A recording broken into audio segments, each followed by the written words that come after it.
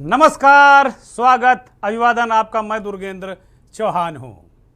उत्तर प्रदेश की विधानसभा आज एक नए तेवर में नजर आई। बेहद आक्रामक विधानसभा थी और नेताओं के तेवर भी कुछ ज्यादा ही बदले हुए थे। बात केवल तंज और चुटकी लेने तक ही नहीं थी, बवाल कुछ ज्यादा ही बढ़ गया। नेता विरोधी दल ने पूरी सरकार को राज्यपाल के अभिभाषण पर बोलते हुए नेता विरोधी दल अखिलेश यादव ने योगी की सरकार को ही कटघरे में खड़ा कर दिया और पिछले 5 साल का हिसाब भी सदन में लेने की कोशिश की।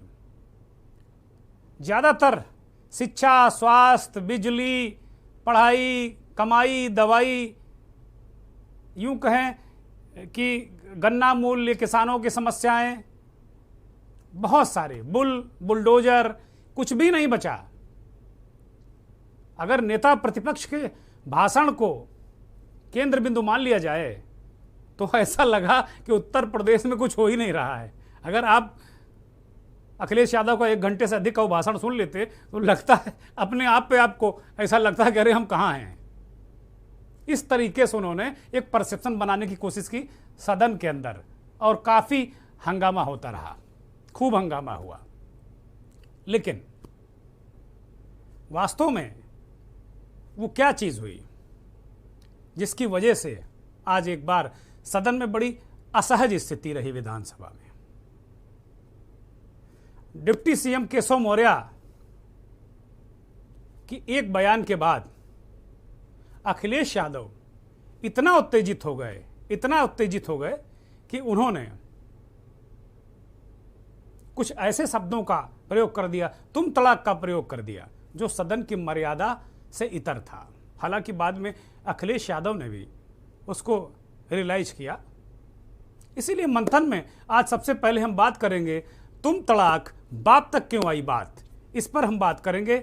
साथ ही बात करेंगे कपिल सिब्बल निर्दलीय राज्यसभा में जा रहे हैं लेकिन समाजवादी पार्टी के समर्थन से, और ये कपिल सिब्बल का रास्ता कैसे आसान हुआ?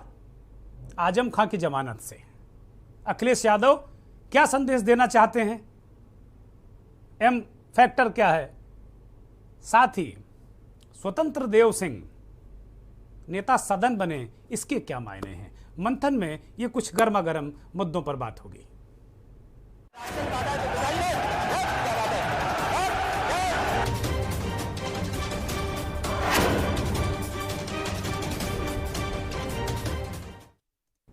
हंगामा, भयंकर हंगामा। बजट तो कल पेश होगा। बहुत लंबा चौड़ा आक्रामक बजट पेश करने की तैयारी हो रही है। वित्त मंत्री सुरेश खन्ना तैयारी कर रहे हैं। कल 26 तारीख को उत्तर प्रदेश का बजट पेश किया जाएगा। लेकिन राज्यपाल के अभिभाषण पर आज नेता प्रतिपक्ष अखिलेश यादव को बोलने का मौका दिया गया। 45 मिनट का वक्त विधानसभा अध्यक्ष सतीश महाना ने उन्हें दिया था, लेकिन वो काफ़ी ज़्यादा अपने जो निर्धारित वक्त है उससे काफ़ी ज़्यादा बोले और तमाम मुद्दों पर उन्होंने बातें कही। अखिलेश यादव ने उन्होंने कहा कि उत्तर प्रदेश की विधानसभा इस बात की गवाह है कि हमने यहां बैठकर बहुत सारी योजनाएं बनाई, लेकिन अब हालात बहुत खराब हो गए हैं। कानून व्यवस्था पर उन्होंने सरकार को घेरा, कहा हत्याओं के मामले में Uttar Pradesh number 1, cyber crime के मामले में उत्तर प्रदेश नंबर 1, महिला अपराध के मामले में बहुत तरक्की कर रहा हमारा प्रदेश। अधिकारी सरकार चला रहे हैं, सदन में बैठे नेता सरकार नहीं चलाते। फिर वो एक्सप्रेस वे पर आ गए। उन्होंने कहा कि भाई जो हमने एक्सप्रेस वे बनवाया उसमें नेता लोग आते हैं और सरपट दौड़े चले जाते हैं। जो पूर्वांचल एक्सप्रेस वे की हमने परिकल्पना की थी, शिलान्यास किया था, उसकी जो जिस तरह की परिकल्पना हमने की थी वो उस तरीके का नहीं बना। उसमें ये कहा गया कि भाई बहुत पैसा बर्बाद किया है आगरा एक्सप्रेसवे में, तो अब इसे ज़रा हम कम पैसा लगाकर बनाएंगे। उसका जो चलने का जो रोड की जो सड़क है एक्सप्रेसवे, उसका जो स्लोप है, जो उसमें जो आराम से चलने के लिए जो व्यवस्थाएं होती हैं वो नहीं की गई। वो अखिलेश यादव ने तंज किया, चुटकी भी ली कि जो पूर्वांचल एक्सप्रेसवे है उसमें अगर आप जाएंगे तो आपको कमर की समस्या हो जाएगी, पेट दर्द हो जाएगा, इस तरीके की बहुत सारी समस्याएं उन्होंने उठाई। यही नहीं, उन्होंने ये भी कहा कि भाई बिजली, जब विधानसभा में बिजली कटौती हो गई तो अब किस बात की बात कर रहे हैं। बिजली जो व्यवस्था आपने की रही, ट्रांसमिशन आपने व्यवस्था की नहीं, आपने बिजली घर लगाए नहीं, बिजली ने आपकी गर्मी निकाल दी। उस बार बार इस बात पर वो जोर देते रहे, गर्मी शब्द को बार बार ये कहते रहे कि भाई ये खराब शब्द नहीं है, ये खराब शब्द नहीं है। उनका इशारा मुख्यमंत्री की तरफ था। वो कह रहे हैं कि गर्मी बिजली ने निकाल दी, और जब बिजली ने आपकी गर्मी निकाल दी, सरकार की गर्मी निकाल दी, विधानसभा में ही बिजली गायब हो गई, तो उत्तर प्रदेश की क्या बात करें। वो आपने अपने घोषणा पत्र में कहा था कि हम बिजली देंगे 24 घंटे शहरों में, और आप दे नहीं पा रहे हैं। उन्होंने कहा कि एक सदस्य कह रहे थे कि कुछ ही जिलों, कुछ घरों में बिजली आती थी। ये झूठ बोल रहे हैं, उनको पता नहीं है। अब स्थिति ये है कि बिजली विधानसभा में नहीं आती है, और आप जब आपकी गर्मी आपके सिस्टम ने निकाली तो आपने अधिकारियों की गर्मी निकाल दी, उनको सस्पेंड करके। तो ये गर्मा गर्मी सदन में चल रही थी। उसी बीच केशव मौर्य ने कुछ तंज कसा इस पर, तो उन्होंने कहा कि देखो जनता ने इनकी भी गर्मी निकाल दी इस बार। यहीं से मामला कुछ गड़बड़ाया अखिलेश और केशव मौर्य के बीच में, और फिर वो जो तस्वीरें सामने आई वो हम कहेंगे जरा दिखाई जाएं।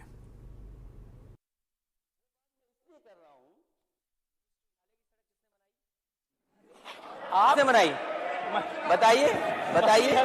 फोर लेन किसने बनाई बताइए। माननीय सदस्य जी, मैं आप कृपया करके आपस में डिबेट नहीं करें। कृपया करके नेता प्रतिपक्ष पूर्व मुख्यमंत्री जी को ये बता दीजिए, ये 5 साल सत्ता में नहीं रहे, आगे 5 साल के लिए फिर विदा हो चुके हैं। 2027 में चुनाव आएगा, मैं तो यह मानता हूं कि फिर कमल खिलेगा, फिर आपका अभी कोई भविष्य इस समय नहीं है। लेकिन सड़क किसने बनाई है, एक्सप्रेस किसने बनाया है, मेट्रो किसने बनाई है? जैसे लगता है आपने सैफई की जमीन बेच करके ये सब बनवा दिया है। तुम अपने घर के, तुम अपने पिताजी से पैसा लाते हो बनाने के लिए? तुमने राशन बांटा है तो पिताजी ने, क्या बात है? जैसे लगता है आपने सैफई की जमीन बेच करके ये सब बनवा दिया है।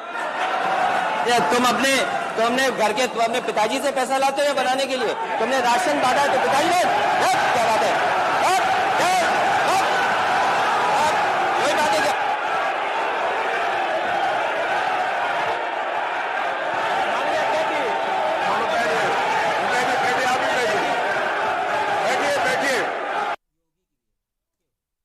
अब ये बवाल, ये उत्तर प्रदेश के इतिहास में इस तरह के बवाल बहुत हुए हैं, लेकिन सबसे महत्वपूर्ण बात है कि जो तुम तड़ाक से शुरू हुई बात बाप तक आ गई। ये दुर्भाग्यपूर्ण है। अखिलेश यादव को अपने शब्दों पर संयम बरतना चाहिए था। हालांकि उन्होंने कहा कि आपके पिताजी, उन्होंने जी लगाया, इसमें कहीं कोई संदेह नहीं है, लेकिन ये बात आई क्यों?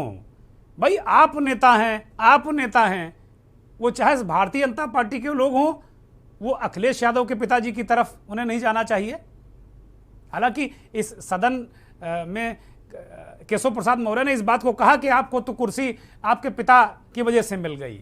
ये दोनों पक्षों को इस बात की मतलब हिदायत होनी चाहिए, इस बात का ध्यान रखना चाहिए कि भाई बाप तक क्यों चले जाते हो?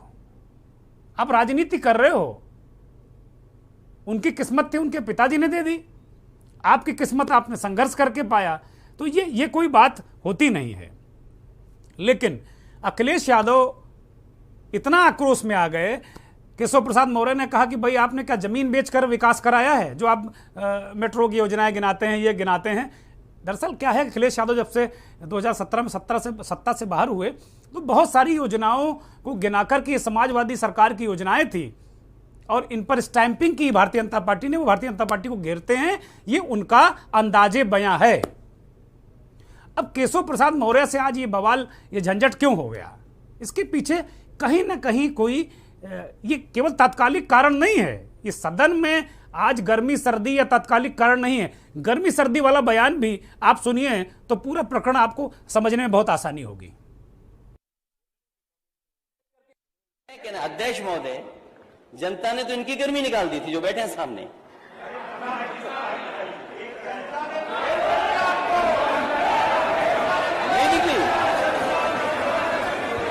नहीं, देखो, गर्मी गलत शब्द नहीं है। गर्मी गलत शब्द, गलत शब्द क्यों मानते हो इसको? अरे अब तक खुश रहिए। और देखिए क्या हुआ, फिर गर्मी निकली, फिर डिप्टी सीएम बन गए। अब आप बताइए किसकी गर्मी निकली अगर आप डिप्टी सीएम बन गए तो? ये क्या बात हुई? ये हार गए तो बात हारे कि नहीं हारे? हम तो स्वीकार करते हैं जो जनता ने का दावा करने वाले सतर्क पे रह गए। और का दावा मैं नहीं कर रहा था, आप कर रहे थे। ठीक है, हम सतर्क पे रह गए, लेकिन आप पलट करके देखिए। मैं कहना अध्यक्ष, कुल मिलाकर अगर देखा जाए तो गर्मा गर्मी यहीं से शुरू हुई, गर्मी के बयान को लेकर। और ये बिजली की गर्मी से लेके अंत में अखिलेश और केशव प्रसाद मौर्य जो डिप्टी सीएम है, उन दोनों की गर्मी के बीच आके मसला निपटा। और ये ज्यादा ही कुछ गर्मी आज सदन में रही। और ये गर्मी अभी हाल का मसला नहीं है, ये चुनाव के दौरान पश्चिमी उत्तर प्रदेश में मुजफ्फरनगर में चुनावी सभा में गर्मी सर्दी की बातें मुख्यमंत्री और योगी आदित्यनाथ ने की थी, जब भारतीय जनता पार्टी को सत्ता में दोबारा लाने के लिए प्रयासरत थे। और वो लगातार चुनावी सभाओं में कह रहे थे कि हम गर्मी निकाल देते हैं। उनका एक बयान बड़ा चर्चित हुआ था कि वो 47-48 डिग्री की गर्मी में शिमला बना देते हैं। तो वो गर्मी लगातार अभी भी सड़क से लेके सदन तक वो गर्मी बरकरार है। लेकिन सबसे अच्छी बात यह है कि इस पूरे प्रकरण में मैं पूरी विधानसभा की कार्रवाई को देख रहा था, बहुत गंभीरता से मैं इस पूरे प्रकरण से जुड़ा हुआ था। तो पूरा एक एक जो इसका उद्धरण है वो मुझे कंठस्थ है, याद है कि किस तरीके से ये चीज़ें बिल्डअप हुई, किस तरीके से अखिलेश यादव बोल रहे थे, किस तरीके से उन्होंने तीखे हमले किए। उनके हमलों पर भारतीय जनता पार्टी, मुख्यमंत्री जो नेता सदन हैं, उन्होंने बहुत गंभीरता से, पूरे तन्मयता से उन्होंने सुना नेता प्रतिपक्षों, इसमें कहीं कोई संदेह नहीं। और जब नेता प्रतिपक्ष बोल रहे थे तो एक दो अपवाद जो हैं, अपवादों को छोड़कर किसी भारतीय जनता पार्टी के सदस्य ने उन्हें इंटरप्ट नहीं किया, या इंटरप्ट करने की जब भी किसी ने कोशिश की तो विधानसभा अध्यक्ष सतीश महाना ने बखूबी अपनी भूमिका अदा की। और एक बात और देखने को मिली इस पूरे सदन में, मैंने तमाम विधानसभा की कार्रवाइयां देखी हैं, लोकसभा की कार्रवाइयां देखी हैं। अक्सर जो आसन पर बैठा व्यक्ति होता है, जो पीठासीन अध्यक्ष या पीठासीन अधिकारी होता है, उस पर आरोप लगता है कि वो सत्ता पक्ष को ज्यादा तवज्जो देता है या विपक्ष की आवाज बंद करता है। कई ऐसे अवसर हैं सदन में। खुद मुलायम सिंह यादव ने लोकसभा में सुमित्रा महाजन को कहा कि भाई आप विपक्ष की आवाज बंद करती हैं। ओम बिरला पर आरोप लगे कि आप सत्ता पक्ष के साथ खड़े रहते हैं।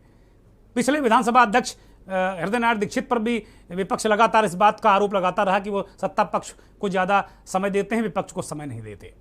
आज भी कुछ लोगों ने कहा है, विधायक लालजी वर्मा ने इस बात को कहा कि नहीं सतीश महाना जी, आप सत्ता पक्ष के लोगों को ज्यादा वो देते हैं। लेकिन वो महाना जी ने बिल्कुल साफ तौर पर इस बात को कह दिया कि नहीं भाई, जिसकी जितनी संख्या बारी उसकी उतनी हिस्सेदारी बोलने में।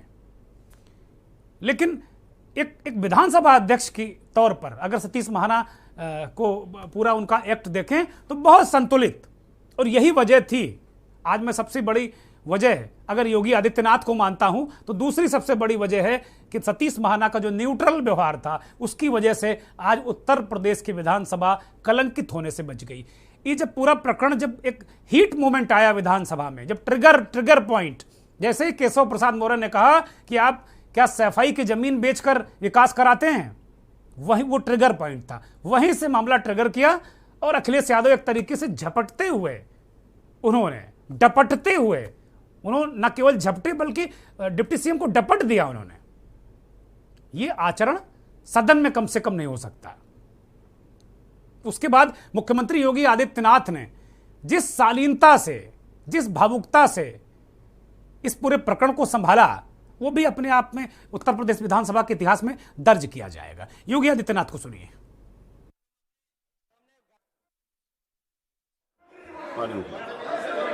अध्यक्ष जी,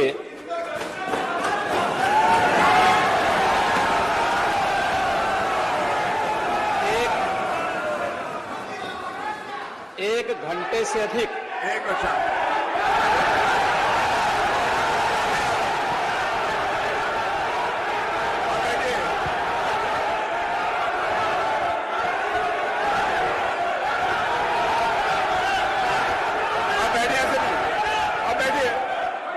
माननीय अध्यक्ष जी, नेता सदन खड़े हैं माननीय, आप अनुमति दे चुके हैं, उसके बाद ये शोर शराबा ठीक नहीं है। ये उचित बात नहीं है। अध्यक्ष जी,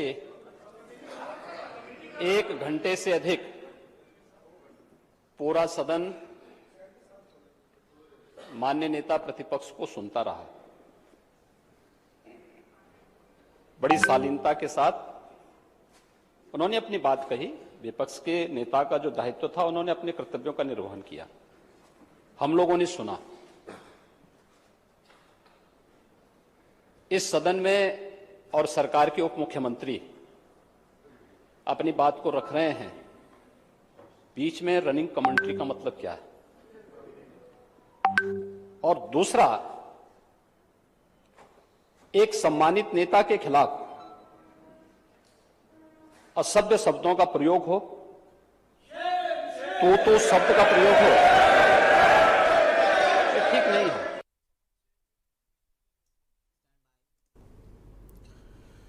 किस तरीके से योगी आदित्यनाथ ने बहुत सारी उन्होंने बातें कही, बहुत भावुक हुए। ये तो मैंने आपको बहुत संक्षिप्त, उनका जो संक्षिप्त उद्बोधन था वो हमने सुनाया। योगी आदित्यनाथ ने बहुत भावुकता में, करीब 4 मिनट 5 मिनट का उनका संबोधन रहा, बहुत भावुक अंदाज में उन्होंने अपनी बातें रखी और ये कहा कि ये गलत बात है। इस तरीके का आचरण नेता प्रतिपक्ष, जो उत्तर प्रदेश की दूसरी सबसे बड़ी राजनीतिक दल के नेता हैं, विधानसभा में नेता प्रतिपक्ष हैं, विरोधी दल हैं, सम्मानित हैं, उनका ये ऐसा आचरण उचित नहीं है।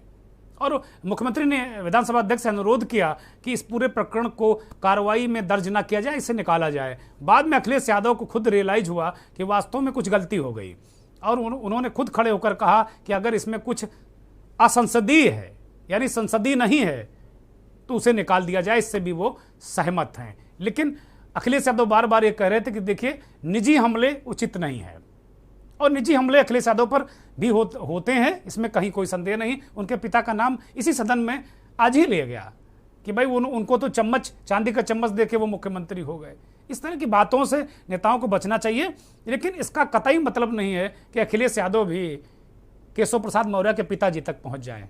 अब वो, उनके पिताजी मरहूम हैं, इस दुनिया में नहीं है, पिछले दिनों ही उनका निधन हुआ है। ये अच्छी बात नहीं, ये दुखद प्रकरण था विधानसभा में, बेहद दुखद प्रकरण था। तो इसमें अगर गौर से हम देखें, अगर एक जर्नलिस्ट के रूप में, एक पत्रकार के रूप में अगर हम इस पूरे प्रकरण की निर्चीर विवेकी तरीके से अगर हम इसको देखें या इस पर कुछ कहें, तो सबसे जो महत्वपूर्ण बात रही कि योगी आदित्यनाथ ने तुरंत, जैसे ही स्थिति बिगड़ने वाली थी, मुख्यमंत्री और नेता सदन ने तुरंत कमान संभाली और उन्होंने, इससे पहले कि सत्ता पक्ष के सदस्य एक्शन में आते, मुख्यमंत्री ने कमान संभाल के पूरे प्रकरण को वहीं का वहीं रख दिया। और उन्होंने कहा कि भाई, रिएक्शन दूसरी तरफ से भी हो सकता है। अगर आप रिएक्शन करते हैं, आप एक्शन करेंगे तो रिएक्शन दूसरी तरफ से भी हो सकता है, वो स्थिति बहुत खराब होगी। और उन्होंने जो ये विवादित बात है, या जो संसदीय बात नहीं कही अखिलेश यादव ने, उन्होंने कहा कि इसको कतई दर्ज ना किया जाए, क्योंकि आने वाली जो पीढ़ी विधानसभा में जो आएगी, उसके लिए कम से कम ये नजीर न बने कि उत्तर प्रदेश के विधानसभा में इस तरीके की बातें होती रहीं। बड़ी भावुक बात कही। और यूं कहेंगे, हमने तो जो महसूस किया बड़े कि योगी आदित्यनाथ बेहद आहत थे। आहत होने के कारण उनके शब्द भी थरथर कर रहे थे, बहुत आहत थे, बहुत आहत थे।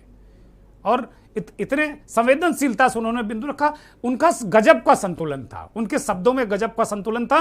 और अगर एक भी शब्द कहीं इधर उधर हो जाता तो बहुत मुश्किल होती। और मुख्यमंत्री अगर सही समय पर नहीं खड़े होते सदन में, तो जैसा उत्तर प्रदेश की विधानसभा में और देश के तमाम विधानसभाओं में जिस तरीके का दृश्य होता है, आप सबको पता है। शायद हम इसकी चर्चा अभी नहीं कर रहे होते इस मंथन में, हम उन दृश्यों की चर्चा कर रहे होते जो एक काला अध्याय लिखते। लेकिन अच्छी बात रही कि सूझबूझ के कारण, ये मुख्यमंत्री की सूझबूझ के कारण ये एक बहुत बड़ी घटना विधानसभा के अंदर, या एक बहुत बड़ा एक प्रकरण जो शायद काले अक्षरों में दर्ज किया जाता, उससे बच गए। लेकिन सबसे महत्वपूर्ण बात यह है कि मुख्यमंत्री ने जहां इस पूरे प्रकरण को संभाला, वहीं विधानसभा अध्यक्ष सतीश महाना की जितनी तारीफ की जाए वो कम है। सतीश महाना ने सदन का विश्वास इतने कम समय में हासिल कर, जबकि पहला सदन है, ये पहला सदन है। लेकिन बहुत वरिष्ठ विधायक हैं वो, और इस सदन में बहुत वर्षों से हैं वो, 92 से इस सदन में हैं विधानसभा में। तो उनको सत्ता पक्ष और प्रतिपक्ष दोनों का विश्वास हासिल है। ये बात आज देखने को मिली, केवल ये कहने की बात नहीं है। जब ये केशव प्रसाद मौर्य और अखिलेश यादव का प्रकरण हुआ, तो सतीश महाना अपने आसन से उठ खड़े हुए और उन्होंने जिस सदस्य को कह दिया बैठ जाइए, वो बैठ ही गया। एक गजब की कमांड थी विधानसभा अध्यक्ष की। पक्ष भी उनका उतना ही सम्मान कर रहा था और विपक्ष भी उतना ही सम्मान कर रहा था।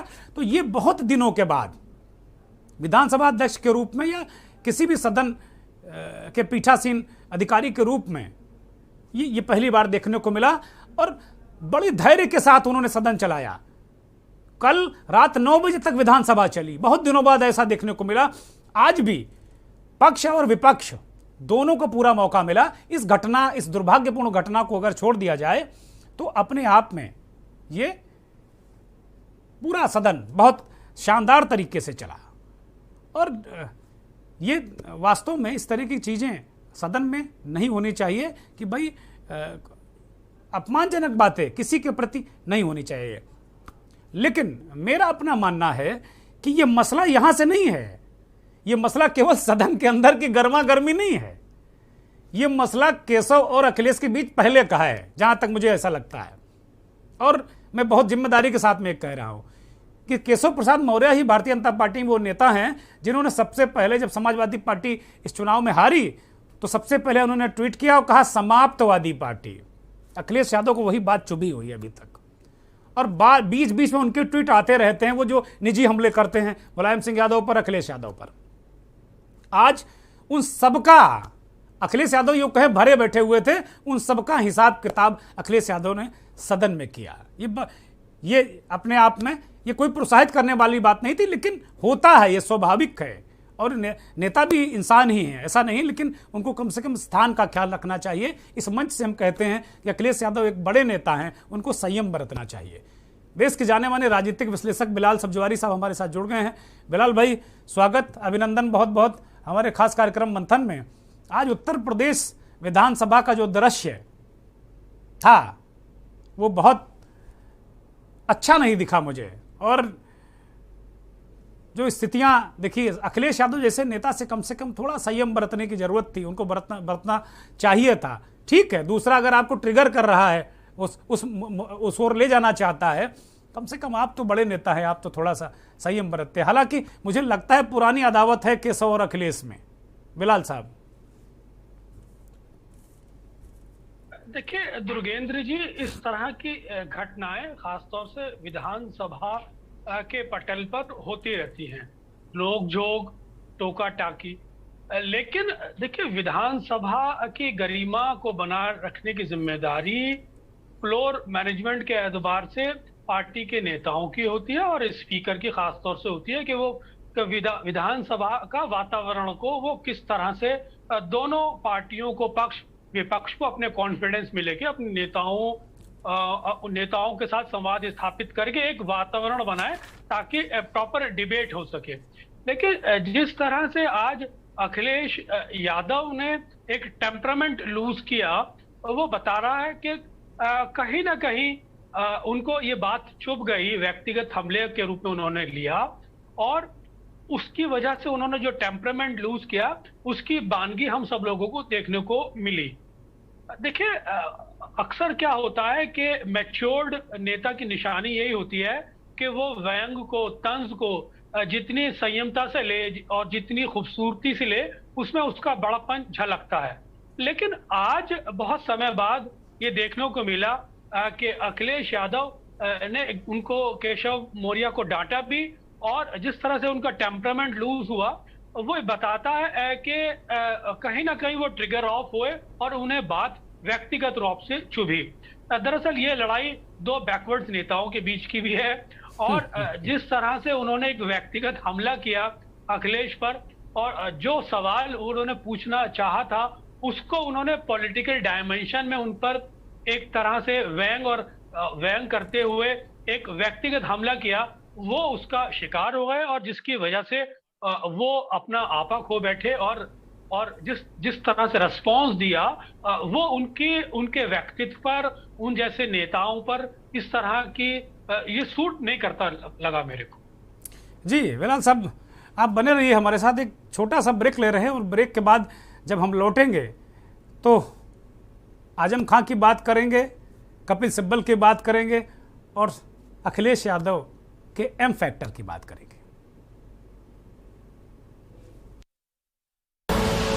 आप देख रहे हैं के न्यूज, खबरों का सारथी।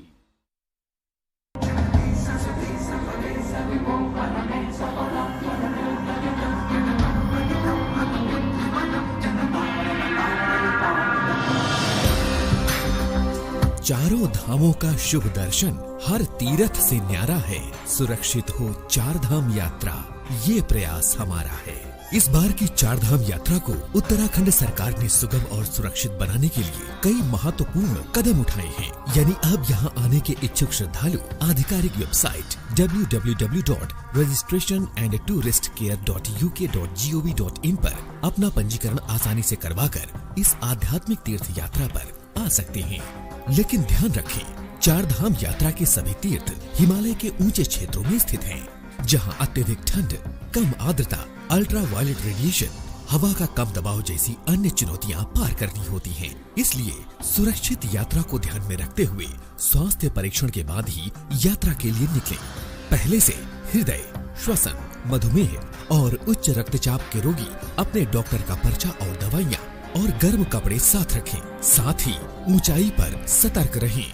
स्वास्थ्य से संबंधित किसी भी तरह की जानकारी के लिए 104 और एम्बुलेंस के लिए 108 हेल्पलाइन नंबरों पर संपर्क करें।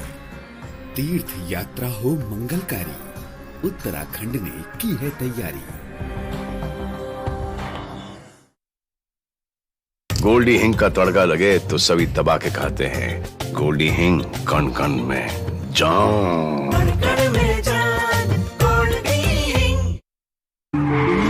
देखें कौन नया खिलाड़ी आया है, समझा देते हैं। प्यार से समझाएंगे, धीरे धीरे से, वो भी अपनी सुबह में।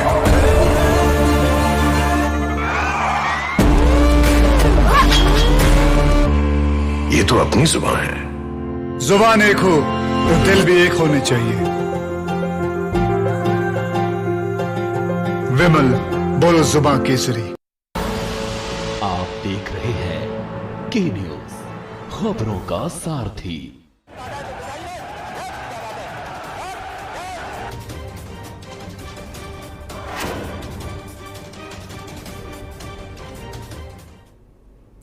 ब्रेक से वापस आ गए हैं और हम मंथन में बात करेंगे अखिलेश का एम फैक्टर।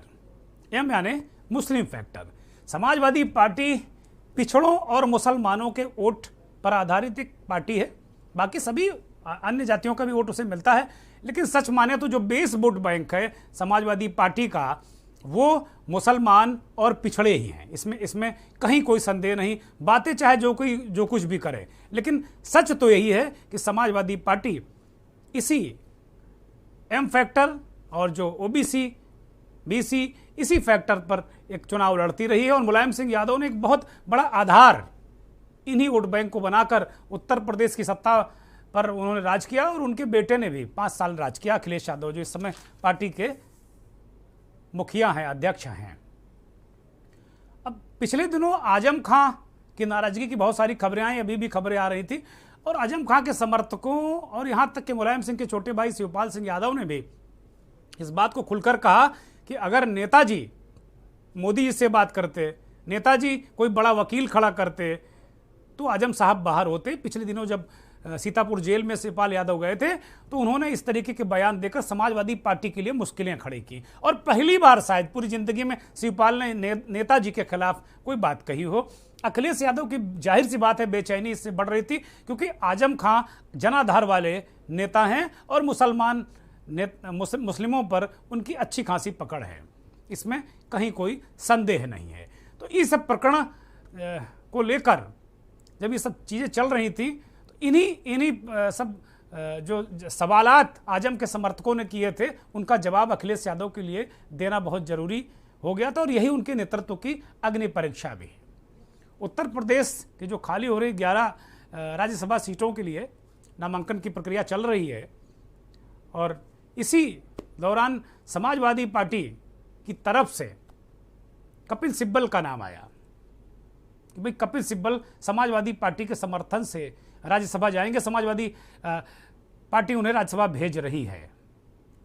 आज कपिल सिब्बल लखनऊ पहुंचे, सीधे समाजवादी पार्टी के कार्यालय गए और फिर विधानसभा के सेंट्रल हॉल में उनके साथ नामांकन कराने के लिए अखिलेश यादव, राम गोपाल यादव, प्रदेश अध्यक्ष नरेश उत्तम, बहुत सारे नेता कपिल सिब्बल के साथ पहुंचे। कपिल सिब्बल देश के जाने माने वकील और कांग्रेस के नेता रहे हैं, लेकिन जब कपिल सिब्बल नामांकन कराने जब तक पहुंचे तब तक किसी को पता नहीं था कि कपिल सिब्बल ने कांग्रेस पार्टी से इस्तीफा दे दिया। यही हो रहा था कि भाई कपिल सिब्बल क्या सदस्यता लेंगे, क्या करेंगे, क्या नहीं करेंगे। पूरे प्रकरण के बाद अखिलेश यादव साथ में रहे और कपिल सिब्बल ने नामांकन दाखिल किया। ये भी सस्पेंस रहा, जब तक कपिल सिब्बल का बयान नहीं आया तब तक ये सस्पेंस रहा कि क्या वो समाजवादी पार्टी के सदस्य के रूप में नामांकन करेंगे, क्या नहीं करेंगे। खैर उन्होंने नामांकन कर दिया। नामांकन के बाद कपिल सिब्बल ने स्पष्ट किया कि उन्होंने 16 तारीख को इसी महीने यानी 16 मई को कांग्रेस से अलविदा कह दिया था और अब वो समाजवादी पार्टी पर फिदा हैं।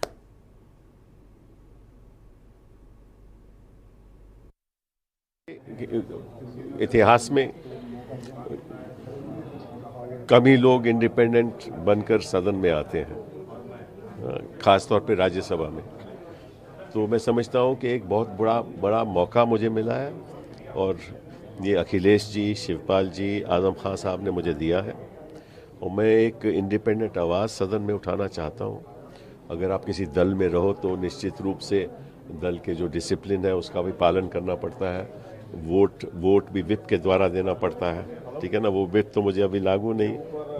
तो मैं चाहूँगा कि जो देश में जो समस्याएं हैं, एक इंडिपेंडेंट आवाज़ उठनी चाहिए। वो समस्याएं मैं सदन के द्वारा जनता के सामने रखूँ। कौन सी आवाज़ें आपको लगता है जिसमें जरूरी है? देखिए, इस देश में बहुत सी ऐसी बातें हैं जो जनता तक पहुंचती नहीं।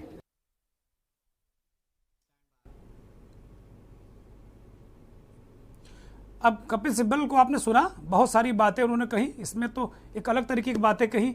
नामांकन के ठीक बाद उन्होंने जो पत्रकारों से बात की थी, ढेर सारे पत्रकारों ने उनसे ढेर सारे सवाल किए, तो उन्होंने कहा कि भाई मैंने 16 तारीख को कांग्रेस छोड़ दी थी, मैं निर्दलीय प्रत्याशी के रूप में नामांकन दाखिल कर रहा हूं।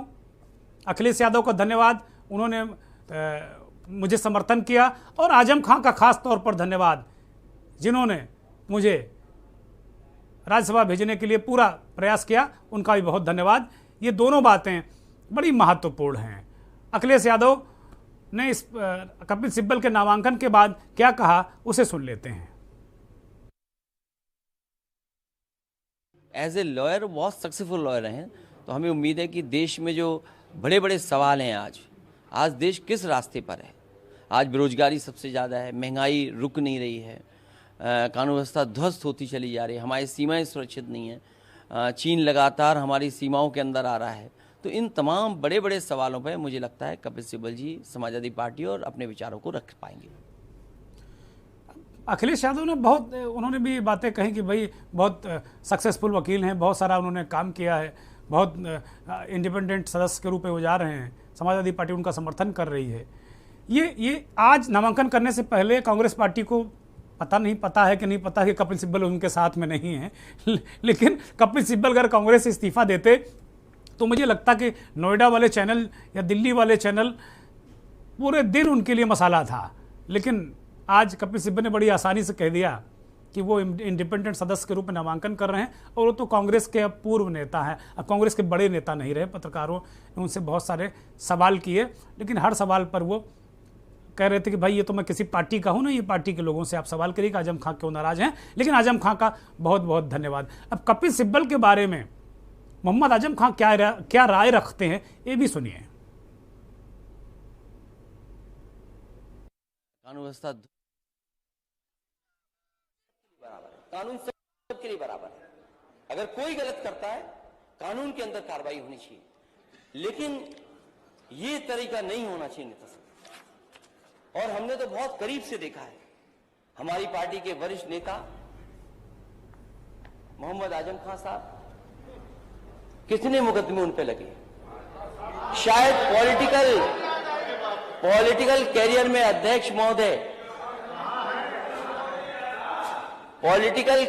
अध्यक्ष महोदय इतने मुकदमे किसी पॉलिटिकल लीडर पे नहीं लगे होंगे जितने लगाए गए। और ये लगे नहीं, लगाए गए हैं। जिस समय वहां पर मुकदमे लिखाए जा रहे थे, मैंने उन लोगों से बात की जो मुकदमे लिखाने जा रहे थे। मैंने उनसे पूछा कि आखिरकार तुम क्यों मुकदमा लिखा रहे हो। उन्होंने कहा कि हम पे इतना दबाव है कि जिसकी हम कल्पना नहीं कर सकते, और अगर हम मुकदमा नहीं लिखाएंगे तो हम जेल भेज दी जाएंगे। सोचिए, सरकार ये कर रही है। सरकार को न्याय दिलाने का काम करना चाहिए, निष्पक्ष होकर के काम करना चाहिए, लेकिन सरकार दबाव बना करके मुकदमा लिखा रही। वहां के जो जिलाधिकारी महोदय थे, मैं उन्हें अच्छी तरह जानता हूं, क्योंकि वो उनको अपने लिए काम नहीं कर रहे हैं। अगर यूनिवर्सिटी बनाई है तो समाज के लिए बनाई है, उन्होंने अपने लिए यूनिवर्सिटी नहीं बनाई है। वापस मुकदमा नहीं लगा यूनिवर्सिटी का, और कैसे मुकदमे लगे, किताब चोरी के से मदद मिली है। और हमें उम्मीद है न्यायालय पे हमारे नेता के साथ न्याय होगा। हमें न्यायालय पे भरोसा है इस बात का, और न्याय, और मुझे उम्मीद है पूरा न्याय मिले। मैंने आपसे पहले, नेता सदन जानते होंगे, मैंने आपसे भी निवेदन किया था कि उन पे झूठे मुकदमे नहीं लगाए जाएं। मैंने देश के प्रधानमंत्री जी से भी निवेदन किया था कि उन पे झूठे मुकदमे नहीं लगाए जाएं। लेकिन आज सोचो, केवल राजनीति के लिए उन्हें फंसाया जाए। सब अखिलेश यादव ने उन सारे सवालों का जवाब सदन में दिया। आजम के समर्थक इस बात को कह रहे थे बराबर, शिवपाल यादव भी इस बात को कह रहे थे कि अगर नेताजी चाहते तो प्रधानमंत्री से बात करते, दबाव बनाते, कार्यकर्ता प्रदर्शन करते। अखिलेश यादव ने आज विधानसभा में उन सवालों का जवाब दे दिया, और उन्होंने कहा कि भाई आजम खां साहब के लिए हमने प्रधानमंत्री से भी गुजारिश की, मुख्यमंत्री से भी मिले। उन्होंने कहा नेता सदन जानते हैं कि मैंने उनसे गुजारिश की थी कि नहीं की थी, योगी आदित्यनाथ की गवाही दिलाने की कोशिश की, और इस बात को बार बार कहा कि नहीं, उन्होंने किस तरीके से बड़े नेताओं से बात की कि भाई उन पर झूठे मुकदमे लगाए जा रहे हैं। और उसके बाद फिर कानून की बात कही कि भाई सुप्रीम कोर्ट पर हमें भरोसा है, कानून पर भरोसा, कानून उन्हें राहत दे रहा। और बार बार कहा कि भाई आजम खां साहब हमारी पार्टी के बहुत सीनियर लीडर हैं, उन पर मुकदमे लगाए गए, भैंस चोरी, बकरी चोरी, किताब चोरी, इस तरह के मुकदमे लगाए गए, लगे नहीं लगाए गए। ये संदेश उन्होंने दिया, और इसकी वजह सिर्फ और सिर्फ ये है कि मुसलमानों को एक वो संदेश देना चाहते हैं कि जो आरोप आजम खां के समर्थक लगाते रहे हैं वो गलत आरोप हैं। समाजवादी पार्टी उनके साथ हमेशा खड़ी रही है, अभी भी खड़ी है। प्रधानमंत्री से वो मिले, मुख्यमंत्री से वो मिले, वो सदन के अंदर इस बात को प्रामाणिक तौर पर कह रहे हैं। सदन में कोई आदमी झूठ नहीं बोल सकता, ये माना जाता है। तो अखिलेश यादव सदन में कह रहे हैं, विधानसभा में इस बात को कह रहे हैं कि आजम के लिए हमने क्या क्या प्रयास किए।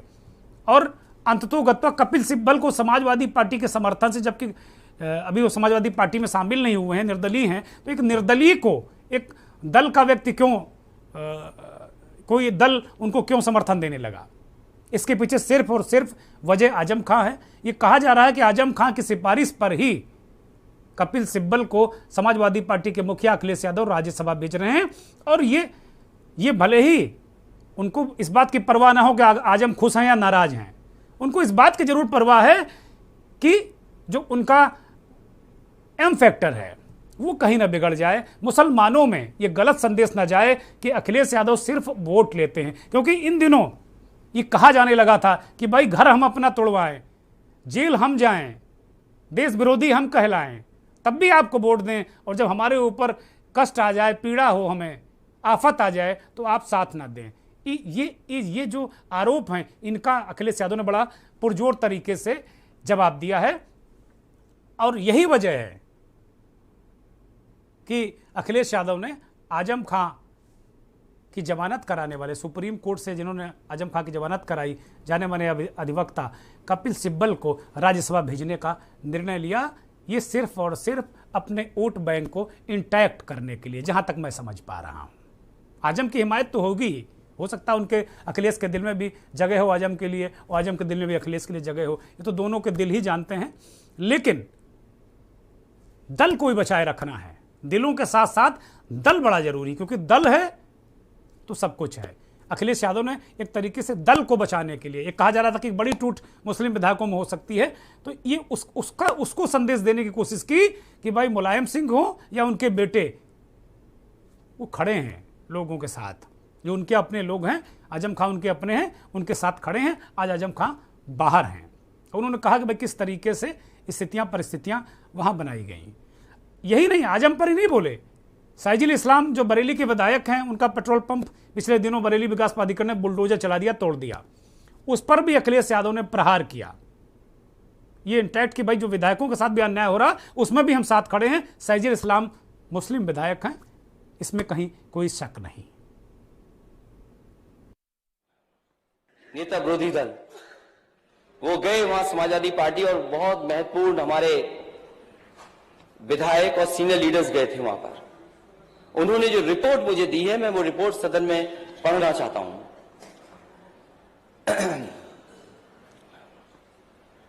10 बजे ये प्रतिनिधिमंडल पहुंचा, शहर के गणमान्य लोगों से मिला और उन्होंने अवगत कराया कि समाजवादी पार्टी के विधायक साइजुल इस्लाम के पेट्रोल पंप को विपक्ष में दहशत फैलाने व डराने के इरादे से गिराया गया है, क्योंकि साइजुल इस्लाम जी पेट्रोल पंप चलाने के लिए सरकारी सभी प्रकार की एनओसी हासिल करके सरकारी कंपनी का पेट्रोल पंप चलाया था।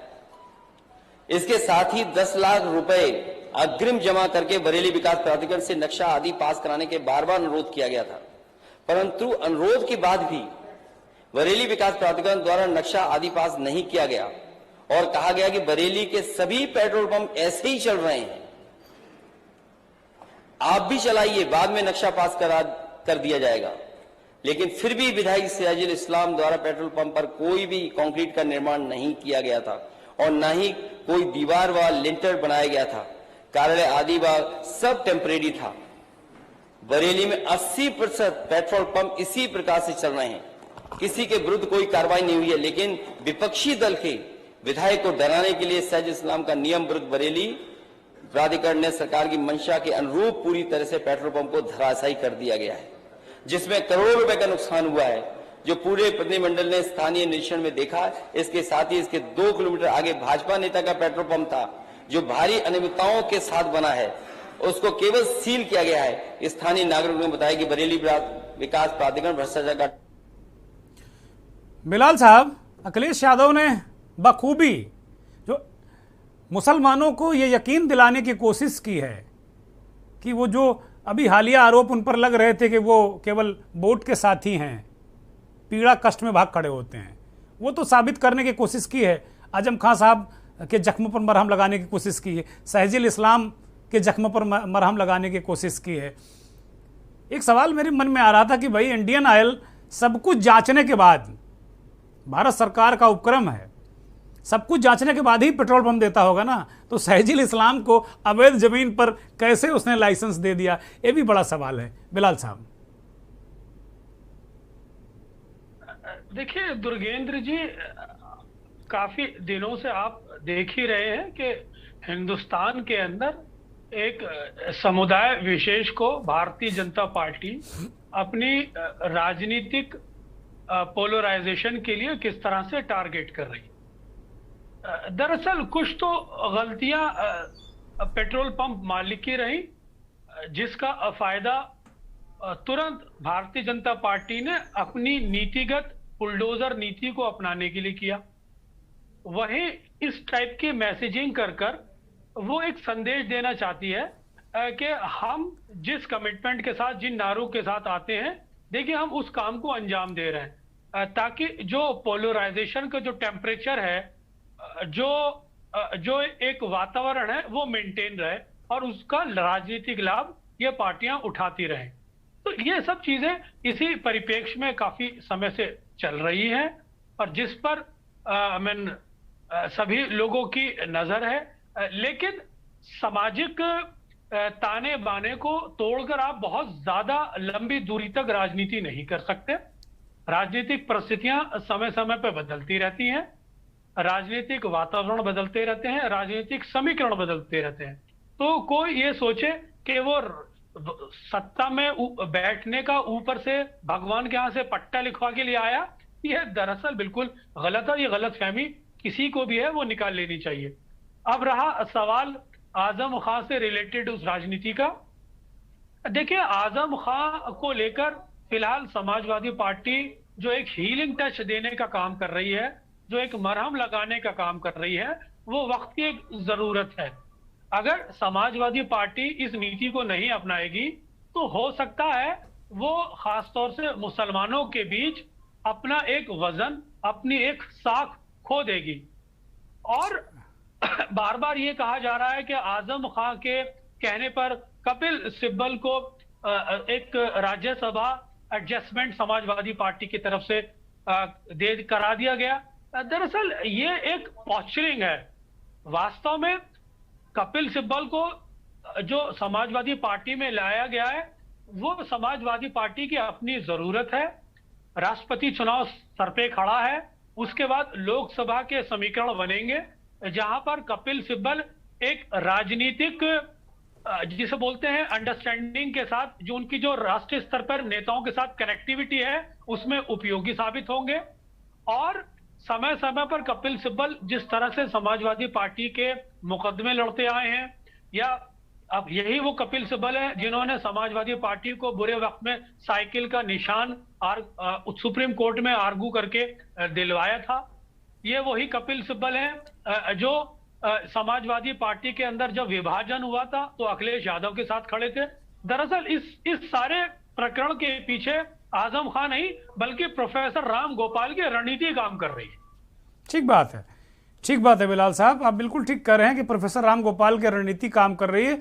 और कपिल सिब्बल वास्तव में समाजवादी पार्टी के लिए बड़े मुफीद आदमी हैं। उन्होंने आजम खां साहब की भी जमानत करा दी, तो आजम साहब भी कह रहे हैं कि भाई जो लहू के रिश्ते काम नहीं कर पाते वो कपिल सिब्बल ने कर दिखाया। यानी जो लहू के रिश्ते भी साथ नहीं आए, काम नहीं आए, सिब्बल साहब ने कर दिया। तो आजम खां भी गदगद हैं, समाजवादी पार्टी भी गदगद है, और प्रोफेसर साहब का फिजिक्स वाला दिमाग चल गया। फिजिक्स के प्रोफेसर हैं प्रोफेसर राम गोपाल, तो उन्होंने भौतिक शास्त्र लगा दिया। उन्होंने काफ़ी बड़े रणनीतिकार हैं वो, और उनके अच्छे रिश्ते भी हैं देश में। और इस कपिल सिब्बल के जो नामांकन के दौरान प्रोफेसर साहब लगातार अपना बस्ता यूं दबाए हुए लगातार साथ नज़र भी आए। खैर, अब हम बात करेंगे घेराबंदी की। आज विधानसभा शुरू होते ही नेता प्रतिपक्ष अखिलेश यादव ने जबरदस्त घेराबंदी की सरकार की। जैसा कि हमने आपको बताया, उन्होंने एम्बुलेंस के मुद्दे पर कहा कि भाई बताइए, आजकल रात में एम्बुलेंस चलती नहीं। स्वास्थ्य के मसले पर सरकार को घेरा, शिक्षा के मसले पर घेरा कि भाई आपके यहाँ स्कूल ठीक नहीं है, मेडिकल शिक्षा के मुद्दे पर घेरा, स्कूल, अस्पताल, दवाई, पढ़ाई, महंगाई, बिजली, पानी, इन सब मुद्दों पर सरकार को जबरदस्त तरीके से घेरा और घेराबंदी की। साथ ही उन्होंने बड़ी महत्वपूर्ण बात कही कि भाई जो हमने एम्बुलेंस सेवा शुरू की थी अब वो रात में नहीं चलती, और उसके करीब 9,000 जो ड्राइवर हैं जिन लोगों ने कोरोना काल के दौरान अपनी जान को दांव पर लगाकर लोगों की जान बचाई, उनको बाहर कर दिया गया है। ये बड़ी चौंकाने वाली जानकारी अखिलेश यादव ने विधानसभा में दी कि रात में आप अगर कॉल करेंगे तो आपको एम्बुलेंस नहीं मिलेगी, सरकारी एम्बुलेंस नहीं मिलेगी, आपको मनमाने दाम देने पड़ेंगे एम्बुलेंस के। बिजली को लेकर शब्दों से अखिलेश यादव खूब खेले। बिजली को लेकर उन्होंने बयान दिया कि भाई आपको बिजली आपकी इतनी बदतर है कि आपको बिजली मंत्री बदलना पड़ा, श्रीकांत शर्मा की जगह AK शर्मा को लाना पड़ा। वो कह रहे हैं कि अब एक भी बता दें, नेता सदन मुख्यमंत्री एक भी बता दें या भारतीय जनता पार्टी कोई नेता एक बता दे कि उन्होंने एक भी बिजली घर लगाया हो या कितना उत्पादन बढ़ाया, पारेषण पर क्या काम किया, उत्पादन पर क्या काम किया, डिस्ट्रीब्यूशन पर क्या काम किया, फीडर फीडर का डिवाइडेशन उस पर क्या काम किया। बहुत सारी बातें कही उन्होंने। नेताजी को भी याद किया कि भाई नेताजी मुलायम सिंह यादव ने रोजा का पावर हाउस लगाया था, उसके बाद हरदुआगंज और तमाम हमने लगाया, और बार बार कहा कि भाई नेता सदन वहां गए हैं, वो बता दें अगर मैं झूठ बोल रहा हूं। मेट्रो की बात उठाई, उन्होंने कहा कि भाई लखनऊ की मेट्रो हमने 5 साल पहले जहां जिस स्टेशन से चलाई थी उसी स्टेशन पर अब भी खड़ी है, वो आगे नहीं बढ़ पाई, उसका विकास नहीं हो पाया 5 साल में। दूसरी बात और उन्होंने कहा कि भाई कानपुर की मेट्रो का हमने शिलान्यास कर दिया था, मेरठ की मेट्रो हमने उसका DPR बन गया था, बनारस की मेट्रो हम चाहते थे लेकिन सरकार नहीं रही, बनारस का भी DPR बना हुआ है और हम लगातार चाहते थे, लेकिन आपके अंदर ही जब हम ये चाहते थे तो आपके पार्टी के अंदर ही बहुत उधम थे, तो आप कम से कम अपने प्रधानमंत्री के संसदीय क्षेत्र में तो बनवा दीजिए। और उन्होंने सवाल उठाया कि भाई मुख्यमंत्री भी झांसी गए थे तो मुझे लगा कि वो शायद झांसी को भी मेट्रो दे देंगे, और गोरखपुर में जो मेट्रो बनवा रहे हैं बड़ी वाली नहीं छोटी वाली मेट्रो बनवा रहे हैं, तो गोरखपुर की मेट्रो की बात की, बहुत सारी जनहित के मुद्दे उठाए। और मैं यूं कहूंगा कि बहुत दिनों के बाद, बहुत एक अरसे के बाद इस तरीके की विधानसभा देखने को मिल रही है, और इस तरीके से जनहित के मुद्दे, जनता के मुद्दे विपक्ष रख रहा है। सरकार को जवाबदेह बनाने के लिए मजबूत विपक्ष बहुत जरूरी है। बिजली की एक भी यूनिट पैदा नहीं की भारतीय जनता पार्टी की सरकार में 5 साल में, पिछले में। और इस क्षेत्र में सारा काम समाजवादी सरकार में 2012-2017 के बीच में, और कुछ इंस्टॉल कैपेसिटी दोगुनी की गई, 780 मेगावाट, 7,800 लगभग मेगावाट की जनरेशन थी, उसको 15,000 मेगावाट करने का काम अगर किसी ने किया है तो समाजवादी सरकार ने किया है। मैं इस बात को कहना इसलिए चाहता हूं कि आगरा लखनऊ एक्सप्रेसवे बना और समाजवादी पूर्वांचल एक्सप्रेसवे बना, जिसका समाजवादी शब्द हटा दिया, पूर्वांचल एक्सप्रेसवे है। और राइडिंग क्वालिटी आप देख लो, आप इसमें भी चलिए और जो सदस्य हैं उस पर भी चल के देख लीजिए, जिस रफ्तार से इस पे चलते हैं, अगर उसी रफ्तार पे इस पे चलेंगे आप, तो हो सकता है आपका पेट दर्द हो जाए और हो सकता है कमर आपको दिखानी पड़ जाए। सरकार कहती है कि हमारे स्वास्थ्य सेवा सबसे बेहतर है। जिस समय गरीब को सबसे ज्यादा जरूरत थी इलाज की, दवाई की, कोरोना के समय पर हमारे उत्तर प्रदेश के लोग दर दर भटक रहे थे, जिन्हें इलाज मिलना चाहिए था इलाज नहीं मिल पाया। सरकार पे आंकड़े होंगे, आंकड़े बता सकते हैं, लेकिन आंकड़े इस बात के भी हैं कि देश में गंगा मां में, गंगा नदी में इतनी लाशें कहीं नहीं बही होंगी जितनी इस भारतीय जनता पार्टी की सरकार में और कोरोना के समय बही थी। वो आंकड़े बताने पड़ेंगे, वो तस्वीरें कौन भूल जाएगा। और जिस समय दाह संस्कार हो रहा था, यही सरकार थी जो दाह संस्कार न देख ले कोई, 3 शेड लगा दो इसी लखनऊ शहर में, इसी लखनऊ शहर में रोका गया। कोरोना के आंकड़े जो हैं, कोई सरकार है वो छिपाती है, और सरकार ने आंकड़े छिपाने का काम किया। और जब WHO की रिपोर्ट आई, WHO ने कहा कि इतने लोगों की जान चली गई। अगर देश में इतने लोगों की जान गई है, तो अगर सबसे ज्यादा जान कहीं गई होगी तो उत्तर प्रदेश में कोरोना के समय पे जान गई होगी। बहुत सारे मुद्दे, गन्ना किसानों का भुगतान, MSP, गेहूं की खरीद। नेता सदन के सामने नेता प्रतिपक्ष ने यह भी कहा कि भाई जो आप लोगों ने गेहूं की खरीद, सरकारी खरीद नहीं की, इसकी वजह से प्राइवेट कंपनियों ने ढेर सारा गेहूं खरीद लिया। अब तैयार हो जाइए, महंगा आटा, ये यूं कहिए कि आटा गीला होने वाला है। अखिलेश यादव ने ये चेतावनी दी कि आटा गीला होने वाला है, क्योंकि सरकार ने सरकारी गेहूं खरीदा नहीं, प्राइवेट कंपनियों ने अच्छा खासा डंप कर लिया है। अब हम बात करेंगे नेता सदन के मायने। ये तस्वीर आप देख लीजिए, पहचानते होंगे इन्हें। बड़े चर्चित नेता हैं, बड़े सौम्य सरल, हरदम मुस्कुराते रहते हैं। जब आप इनसे मिलेंगे तो बहुत मुस्कुराकर बड़ी गर्मजोशी से स्वागत करते हैं, वो चाहे कार्यकर्ता हो चाहे पत्रकार हो। बहुत विनम्र नेता हैं। विद्यार्थी परिषद के ज़माने से इन्हें मैं जानता हूँ। बहुत तपे हुए नेता हैं और बहुत धैर्यवान नेता, बड़ा इंतजार करते हैं धैर्य का। एक पत्रकार कह रहे थे कि आज से बहुत वर्ष पहले उन्होंने कहा था कि भाई भारतीय जनता पार्टी की बड़ी प्रचंड बहुमत से सरकार आएगी।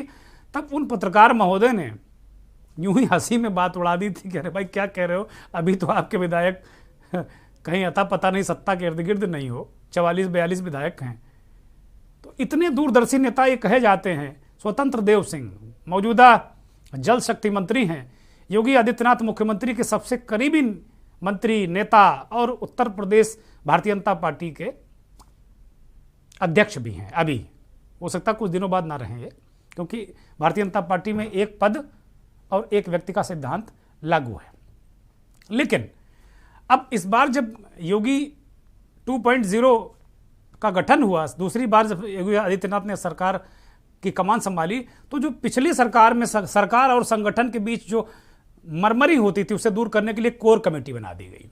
इस कोर कमेटी में मुख्यमंत्री, दोनों उप मुख्यमंत्री, भाजपा के संगठन महामंत्री, भाजपा के प्रदेश अध्यक्ष और नेता सदन यानी मुख्यमंत्री मैंने बताया, और नेता विधान परिषद में नेता सदन, इतने लोगों की एक और कमेटी बनाई गई।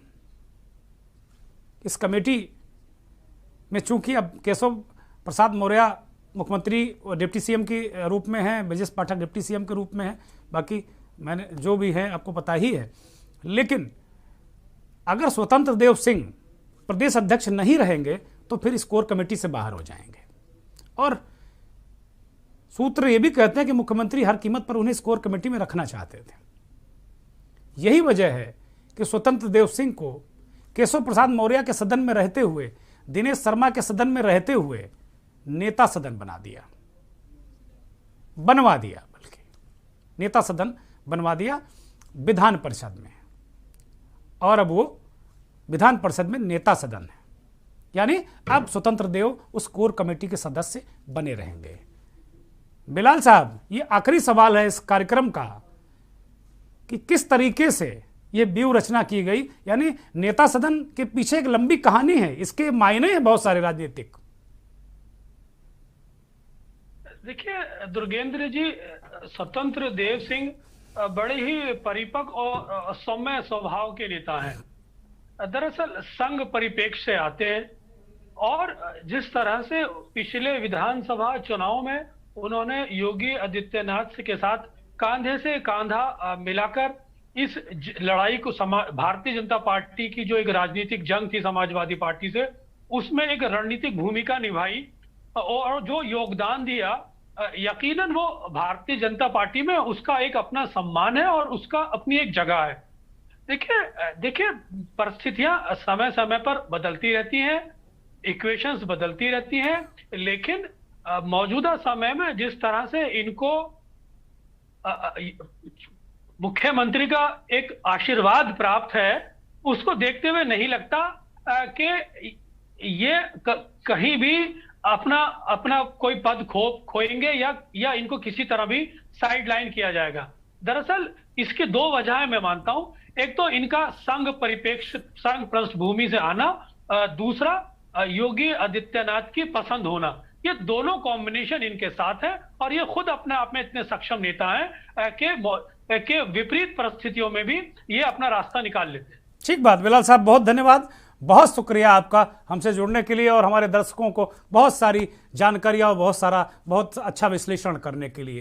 तो कुल मिलाकर स्वतंत्र देव सिंह इसलिए इतने महत्वपूर्ण है। आपको वो तस्वीर याद होगी, इस वक्त मैं दिखा नहीं सकता आपको क्योंकि उसका प्रकरण नहीं था, आज इस तरह का कोई प्रसंग नहीं था, लेकिन आपको वो तस्वीर याद होगी जिसमें जब पहली बार प्रेस कॉन्फ्रेंस के लिए योगी आदित्यनाथ आते हैं मीडिया के सामने, तो जो डिप्टी सीएम की कुर्सी होती है, मतलब माना जाता है कि सीएम के बगल में दोनों तरफ दो डिप्टी सीएम होंगे, तो एक डिप्टी सीएम ब्रजेश पाठक को खिसका कर सीएम के ठीक बगल में स्वतंत्र देव बैठ जाते हैं। उसी दिन तय हो गया था कि योगी आदित्यनाथ का राइट हैंड कौन है। ये तय हो गया कि स्वतंत्र देव ही राइट हैंड हैं। तो नेता सदन विधान परिषद में अगर वो बन गए तो कोई आश्चर्यजनक बात नहीं। और इसके पीछे स्वतंत्र देव का दृढ़ निश्चय और त्याग भी है। जब योगी आदित्यनाथ राजनीतिक रूप से खतरे में थे, ये कहा जा रहा था कि मुख्यमंत्री बदला जाएगा, उस वक्त पूरी हिम्मत के साथ में वो योगी आदित्यनाथ के साथ कंधे से कंधा मिलाकर खड़े हुए और उसका फल उन्हें अब मिल रहा है। अब चलते चलते में चलते हैं, और कल हमने मंथन में कहा था, क्योंकि समाजवादी पार्टी की महिला सभा के राष्ट्रीय अध्यक्ष जूही सिंह ने एक ऐसी तस्वीर पोस्ट की थी जो बहुत डराने वाली तस्वीर थी। एक सांड एक महिला को पटक पटक कर मार रहा था। मैंने कहा था कि चुनाव के दौरान बुल और बुलडोजर का मुद्दा उठा था, अखिलेश यादव लगातार बुल का मुद्दा उठा रहे थे। अच्छा होता कि जूही सिंह अपने नेता को ये तस्वीर भेजती और वो विधानसभा के अंदर ये मुद्दा उठाते। आज राज्यपाल के अभिभाषण की आलोचना करते हुए अखिलेश यादव ने बुल का भी मुद्दा उठाया। कहा प्रधानमंत्री ने बात की है कि भाई इससे किसानों को राहत दिलाएंगे, सरकार बताए कि आवारा जानवरों, नील गायों, घोषणा पत्र में है, नील गायों, सांड, इन जो बुल हैं, इससे वो कैसे किसानों को बचाएंगे। ये बहुत बड़ी समस्या। अखिलेश यादव ने जो एक मिल्कीपुर का उदाहरण दिया कि उस विधानसभा क्षेत्र में 12 लोगों को सांड ने पटक कर मार दिया। ऐसे अगर रिकॉर्ड निकलवाए जाएंगे तो पूरे प्रदेश में सैकड़ों लोग मारे गए हैं, उनके परिवार को मुआवजा दिया जाए। हम भी इस बात के समर्थक हैं कि जो गरीब किसान हैं, पीड़ित लोग हैं, जिनके परिवार के लोग मारे गए हैं, भारतीय जनता पार्टी की सरकार उनके लिए कुछ सोचे, अपने संकल्प पत्र में किए गए, घोषणा पत्र में किए गए वादे निभाए। बहुत बहुत धन्यवाद। नमस्कार। विनम्र अनुरोध है नेता प्रतिपक्ष से भी और जो अन्य विपक्ष के विधायक हैं, वो कम से कम इस तरीके के मुद्दे, इस तरीके के दृश्य कम से कम मुख्यमंत्री के संज्ञान में लाएं। हालांकि एक बहुत महत्वपूर्ण आपको बात ये बता रहा हूं आपसे विदा लेने से पहले कि ये जो वीडियो आपको हम दिखाएंगे, ये समाजवादी महिला सभा के राष्ट्रीय अध्यक्ष जूही सिंह ने ट्वीट किया है। बेहतर होता अपने राष्ट्रीय अध्यक्ष जी की तरफ इसको बढ़ा देती। वो आज सदन में अच्छा बोले थे, कल भी बोलेंगे। ये मुद्दा कम से कम कल सदन में उठ जाना चाहिए। बहुत बहुत धन्यवाद। नमस्कार।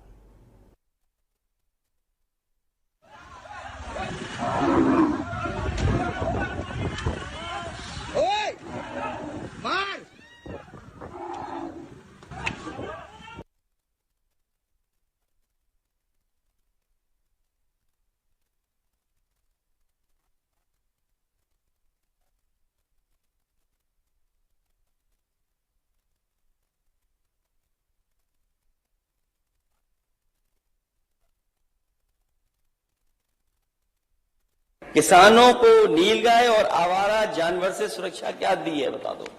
हमारे माननीय सदस्य बगल में बैठे हैं। एक ही विधानसभा में अभी तक 15 लोगों की जान जा चुकी है